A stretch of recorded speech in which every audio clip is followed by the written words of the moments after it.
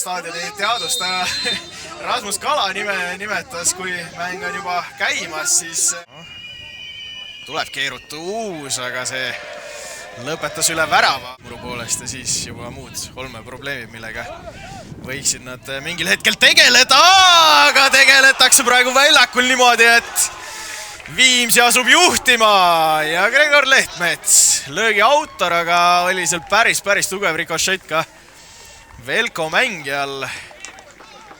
Ei jõudnud Agarma selle pallini ja 10. minutil Viimsi 1, Velko 0.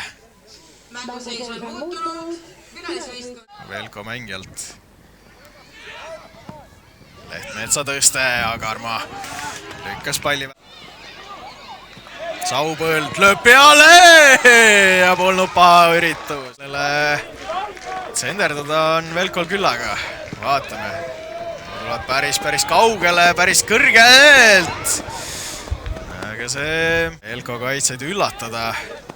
Lootuses, et nad magavad, aga äkki praegu ärkaks üles Nõmm.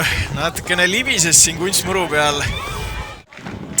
Seda andmas, vasaku jalaga sisse keriv ja ette posti ka. Pall on lahti, aga ei ole seal väga palju.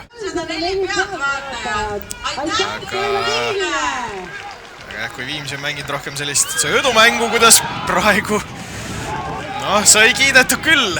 Suur on soodne ja sealt võivad need eksimused tekkida. Kõre keerutab taha posti ja polnud üldse paha üritus.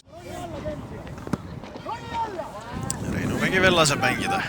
Siin on veel nende vigadega tekkinud mingeid minuteid, aga need on ka läbi saanud. Viimsi 1, Velko 0 ja Viimsi avas ka sel hooajal võiduarve.